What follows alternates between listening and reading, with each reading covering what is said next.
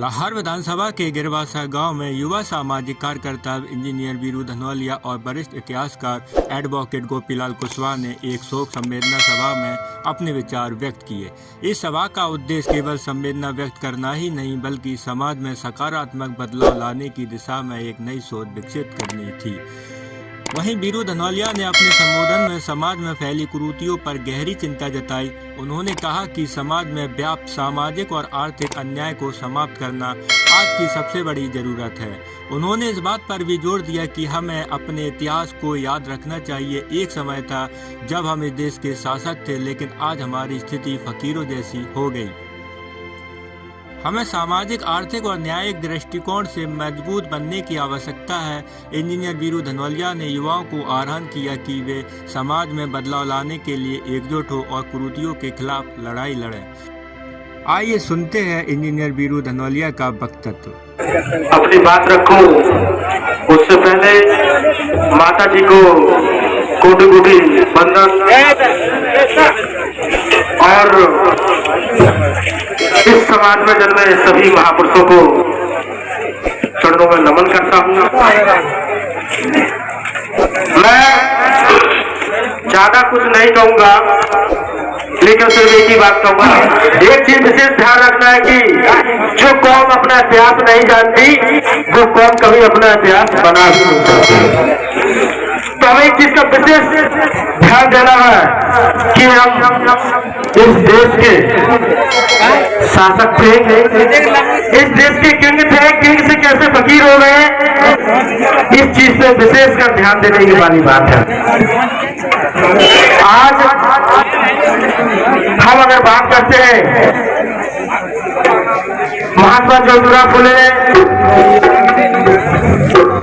समता मूलक समाज की स्थापना की और माता फुले जी ने इस देश में सभी महिलाओं को किसी भी धर्म, किसी भी जाति से हो, उनको यहाँ पर शिक्षा प्रारंभ की। अब इस दौर में हमारा और आपका कर्तव्य क्या है, समता मूलक समाज का उद्देश्य क्या था, उस चीज को अगर हम देख के चलेंगे तो ज्यादा अच्छा रहेगा। पहली बात अगर हम बात करते हैं और संविधान की प्रस्तावना को उठाकर देखते हैं, हमारे पढ़े लिखे लोग जो है और अगर नहीं भी है, कुछ लोग जो युवा साथी है उन लोगों को बताने की ज्यादा जरूरत है। उसमें 3 चीजें लिखी हुई है। मैं मानता हूँ अभी यहाँ जो पद चल रहा था, पद में ज्यादा रस मिलता है, गद्य में ज्यादा रस नहीं मिलता है, लेकिन एक चीज इसे ध्यान रखना, गद्य ही सही तरीका रास्ता है। सही तरीके से अगर उसको चलन हो जाएगा तो सामने आ जाएगा तो हम संविधान की प्रस्ताव 3 चीजों को देखते हैं जो पढ़े लिखे लोगों को समझाना पड़ी होगी। समानता, आर्थिक सामाजिक और राजनीतिक न्याय। हमें आर्थिक, सामाजिक और राजनीतिक न्याय पे अगर चलना होगा तभी हम किसी भी समाज का उद्धार कर सकते हैं और इसको कैसे बराबरी पे पहुंचना, इस चीज को विशेष ध्यान देना है। हम लोग कुछ भी करते रहे लेकिन उससे उद्धार होने वाला नहीं है। हमें देखना है आज हमारे समाज में कितने IAS और कितने IPS है, क्योंकि जब तक हमारे समाज में IAS IPS अगर अधिकारी नहीं होंगे तब तक इस समाज का बहुत ज्यादा उद्धार होने वाला नहीं है। हमारी लड़ाई होनी चाहिए कि हमें अपने बच्चों को पढ़ाने के बाद इस देश पर हर जगह IAS और IPS ये बड़ी बड़ी जो डिग्रियां, बड़े बड़े जो पद है सरकार में, उन्हें हासिल करने के लिए आगे बढ़ना चाहिए। मैं इधर से मंच से जो सभा का प्रधान है, मैं अपनी बात को यही विराम करता हूँ। सभी बात सभी को वहीं वरिष्ठ इतिहासकार और वक्ता एडवोकेट गोपीलाल कुशवाहा ने अपने संबोधन में भारत के महान महापुरुषों के बलिदान और त्याग की चर्चा की। उन्होंने कहा कि भारत को ज्ञान, शिक्षा और लोकतंत्र देने वाले इन महापुरुषों के योगदान को हमें नहीं भूलना चाहिए।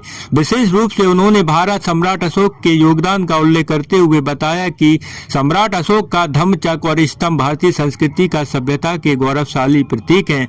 उन्होंने युवाओं को और समाज को प्रेरित किया कि वे सम्राट अशोक की नीतियां और शिक्षाओं से प्रेरणा लेकर समाज में न्याय और समानता स्थापित करने के लिए काम करें। आइए सुनते हैं वरिष्ठ वक्ता इतिहासकार एडवोकेट गोपीलाल कुशवाहा जी ने अपने समाज को जागृत करने के लिए क्या संदेश दिया। विधानसभा क्षेत्र लाहौर मध्य प्रदेश में श्री वीर सिंह कुशवाहा की परम पूज्य माता जी के आयोजित इस कार्यक्रम में उपस्थित सभी महानुभाव को सम्मान करते हुए आज उनकी याद में कुछ कहने से पहले हम उन महापुरुषों को याद करते हैं जिन्होंने इस देश शहर संसार में लोक कल्याण का कार्य किया है। उनमें सर्वप्रथम विश्वगुरु सिद्धार्थ गौतम बुद्ध, उसके पश्चात भारतवर्ष में 322 ईसा पूर्व में पटना की धरती पर पहली बार शासकीय रूप से सम्राट की सत्ता स्थापित करने वाले मौर्यवंशी चंद्रगुप्त मौर्य, उनके पुत्र सम्राट बिंदुसार मौर्य, उनके पुत्र सम्राट अशोक महान, कुणाल एवं दशरथ मौर्य, संप्रति मौर्य, जयवर्मन मौर्य, सालेसु मौर्य, शत्रुघ्न मौर्य और अंत मौर्य वंश के शासक व्यदरथ मौर्य। इसके पश्चात देश में शिक्षा बंद हो जाती है। उसके 2132 साल पश्चात पुनः इसी देश में पुणे में महाराष्ट्र में राष्ट्रपिता महात्मा ज्योतिराव फुले, सावित्रीबाई फुले ने 1 जनवरी 1848 ईस्वी को पुनः शिक्षा प्रारंभ की। इसके पश्चात हमारे बीच में संत गुरु घासीदास, रविदास, नानक देव एवं कई महापुरुषों के साथ साथ हमारे बीच राष्ट्र के सबसे बड़े, विश्व के सबसे बड़े संविधान निर्माता डॉक्टर B.R. अम्बेडकर जी एवं बहुत से महापुरुष हुए, उनको नमन करते हुए साथियों, जैसा कि आप सभी लोगों को मालूम है कि भारतवर्ष सहित संसार को सबसे पहले ज्ञान, शिक्षा एवं लोकतंत्र देने वाले इस भारतवर्ष के ही महापुरुष हुए हैं। उनको आपने देखा होगा कि भारतवर्ष में जो आपका नोट चलता है, जो भारत का राष्ट्रीय चिन्ह है, वो सम्राट अशोक का स्तंभ है। अभी 30 नवंबर और 1 दिसंबर 2024 को सांची, जो रायसेन जिला नियर बिरसा के पास है, वहां पर विश्व प्रसिद्ध बौद्ध स्तूप का पर एक बौद्ध सम्मेलन आयोजित हो रहा है। उसे आप लोग देखने का प्रयास करें कि जो संसार का सबसे प्रसिद्ध बौद्ध स्तूप है, सम्राट अशोक मौर्य ने 250 ईसा पूर्व में बनाना प्रारंभ करवा दिया था। इसी के साथ साथ सम्राट अशोक ने 84,000 बौद्ध स्तूप बनवाए, जो उनका पूरे एशिया महाद्वीप में शासन रहा। मौर्य वंश का 322 ईसा पूर्व से 185 ईसा पूर्व अर्थात 37 साल लगातार इस एशिया महाद्वीप में साम्राज्य रहा आपका। और उस दौरान इस क्षेत्र में उन्होंने 84,000 बौद्ध स्तूपों के साथ साथ लाखों बौद्ध प्रतिमाएं बनवाई, बौद्ध विहार बनवाए, बौद्ध चैत्य बनवाए और नाना प्रकार की बौद्ध गुफाएं बनी हैं। प्रतिदिन खोज रहे हैं तो वो मिलती हैं। साथियों, हम उन महापुरुषों को विचार करना पड़ेगा, उन महापुरुषों की विचारधारा को भी देखना पड़ेगा कि आज मुझे कहीं भी जो भी दिखाई देता है उसमें आपके महापुरुषों की निशानी है। आप प्रत्येक व्यक्ति नोट पे आप देखें सम्राट अशोक का स्तंभ लगा है। 200 के नोट पर आप देखें पीछे सांची का बौद्ध स्तूप है, और 50 के नोट पर आप देखें कोणार्क मंदिर है, वो भी बौद्ध स्तूप है। इस प्रकार से आप जो तिरंगा झंडा है उस पर बौद्ध धम्म चक्र बना है। इस तरह से आपने देखा होगा जो बौद्ध धम्म चक्र है वो आपके भारतवर्ष के तिरंगे पर है। और अंतरराष्ट्रीय जो ध्वज है उसमें पांच रंग का जो ध्वज है जो पूरे विश्व में फहरा रहा है उस पर भी है। इस तरह के आपका सम्राट अशोक बौद्ध धर्म का चक्र स्थापित है, और तथागत गौतम बुद्ध द्वारा दिए गए 5 सीलों का वो प्रतिनिधित्व करता है, जो संयुक्त राष्ट्र संघ के कार्यालय पर यही नाम रेख फहराता है, और कोई भी दूसरा ध्वज विश्व के उस पर पटल पर नहीं फहराता है। साथियों, अभी आपने देखा होगा अमेरिका की नासा कंपनी ने एक चंद्रयान और सूर्ययान जो अंतरिक्ष की खोज कर रहे हैं, उसके जो रॉकेट हैं, उसके जो पहिए हैं, उस पर भी आपका एक बौद्ध धर्म का चक्र प्रवर्तन उसमें लगा है। इसके अलावा अंतरिक्ष में भी अन्य कोई निशानी नहीं मिलती है। अभी आपने और देखा होगा, एक माह पहले अमेरिका की राजधानी जेनेवा में सर्वधर्म सम्मेलन प्रतिवर्ष की भांति हुआ था, और लगभग 50 वर्ष से होता चला आ रहा है। उसमें भी 200 देशों के धर्म गुरु इकट्ठे हुए थे। वहां पर भी जेनेवा में भी बौद्ध धर्म को ही विश्व का सबसे बड़ा धर्म स्वीकार किया गया है।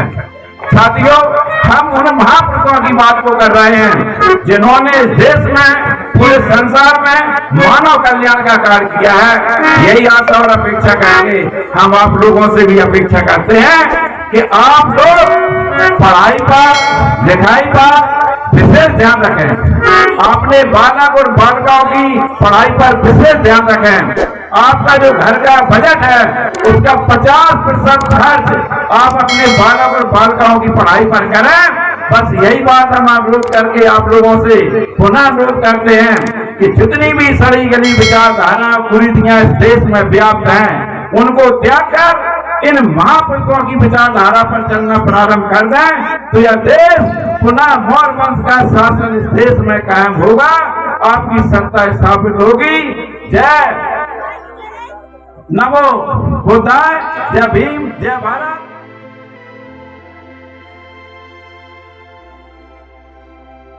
एडवोकेट कुशवाहा ने यही भी कहा कि अगर हम अपने इतिहास से सीख लेकर समाज में व्याप्त अन्याय और कुरीतियों को समाप्त करने का संकल्प ले तो निश्चित ही एक बेहतर समाज का निर्माण कर सकते हैं।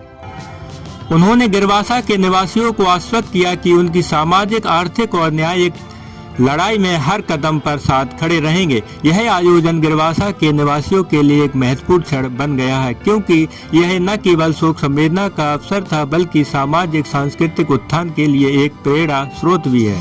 इस सभा में वीरू धनवालिया और एडवोकेट गोपीलाल कुशवाहा के विचारों ने सभी उपस्थित लोगों को गहरी प्रेरणा दी और उन्हें समाज में व्याप्त समस्याओं के समाधान के लिए एकजुट होने का संदेश भी दिया। कार्यक्रम के दौरान यह भी महसूस किया गया कि समाज में शिक्षा का प्रसार सबसे महत्वपूर्ण है। शिक्षित समाज ही एक सशक्त समाज का निर्माण कर सकता है। अभी तक बस इतना ही, फिर मिलते हैं एक नई और खास खबर के साथ। अगर आपको हमारा वीडियो अच्छा लगे तो हमारे वीडियो पर लाइक, शेयर और कमेंट्स जरूर करें और बेल आइकन को दबाना ना भूलें, क्योंकि